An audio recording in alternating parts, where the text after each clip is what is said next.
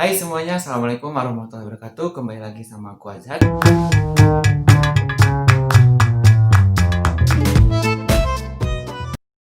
Di video yang kedua ini aku akan menjelaskan atau sedikit menceritakan tentang seorang pahlawan rakyat yang cukup terkenal di negara Turki ataupun di seluruh dunia pun mengenalnya. Orang pahlawan rakyat atau pahlawan nasional bisa dikatakan itu merupakan sebuah identitas ataupun tipe pahlawan baik fiktif ataupun non fiktif atau bisa juga mitologis. Saya akan mengambil dari sebuah negara yang cukup terkenal juga, yaitu negara Turki. Saya akan menceritakan pahlawan rakyat yang paling terkenal, yaitu Nasruddin Hoxha. Nasruddin Hoxha atau Nasruddin di dalam bahasa Turki namanya ditulis dengan Nasruddin Hoxha. Nasruddin Hoxha ini adalah seorang sufi yang berasal dari dinasti Seljuk. Dinasti Seljuk adalah sebuah dinasti Islam besar yang pernah menguasai Asia Tengah dan Timur Tengah dari abad 11 hingga abad ke-14. Kekaisaran ini terbentang dari Anatolia hingga ke Rantau Pujab, Asia Selatan. Nasruddin Hoxha ini adalah seorang sufi satirikal, berasal dari bahasa Latin, yaitu satira atau satura, yang memiliki makna campuran makanan. Satira ini merupakan gaya bahasa yang biasanya disampaikan dengan cara ironisme, sarkasme, ataupun parodi.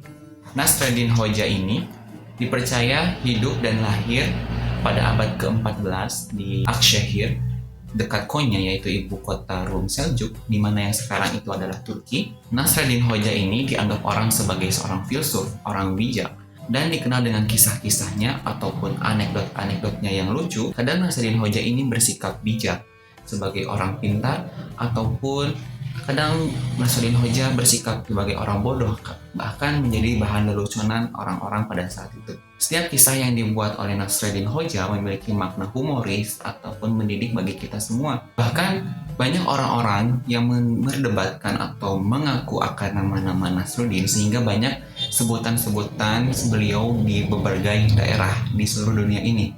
Saking terkenalnya beliau. Teman dari rakyat Timur Tengah atau Asia Tengah banyak ejaan mengenai nama Nasruddin Hoxha. Nama Nasruddin ini dieja sebagai berikut.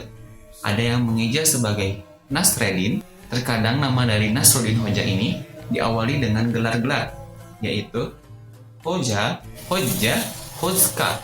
Dan pada negara Arab, Nasruddin Hoxha ini dikenal sebagai Juha, Joha, atau Gyuva.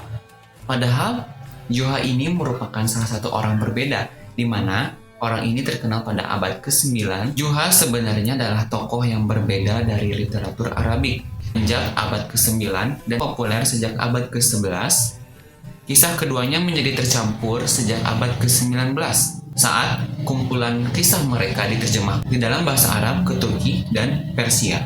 Sementara oleh bangsa Sawili, Nasruddin Hoxha ini dikenal sebagai Abu Nawasi, dan di Indonesia juga dikenal sebagai Abu Nawas. Nah, ini merupakan yang menjadi salah kaprah bagi masyarakat Indonesia, di mana yang menganggap bahwa Nasruddin Hoxha ini adalah Abu Nawas. Ternyata setelah mengetahui kisahnya, Nasruddin Hoxha dan Abu Nawas merupakan salah satu tokoh yang sangat berbeda. Karena Nasruddin Hoxha lahir di Turki, sedangkan Abu Nawas merupakan tokoh yang berasal dari bangsa Arab. Sekitar umur 80 tahun, ia dimakamkan di Akşehir, Konya. Makam beliau dilapisi oleh marmer dan dinaungi oleh sebuah kubah kecil, disangga oleh 6 pilar. Di makamnya terdapat tulisan, di sini dimakamkan Nasruddin meninggal pada tahun 386.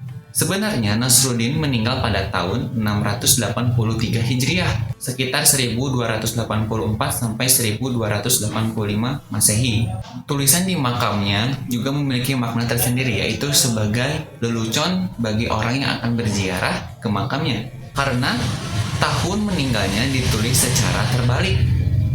Saking banyaknya kisah-kisah Nasruddin Hoxha, banyak orang yang menganggap bahwa kisah Nasruddin Hoxha ini hanyalah anekdot lucu belaka. Tetapi di samping kisah lucunya itu, terdapat banyak makna yang bermanfaat bagi kita semua.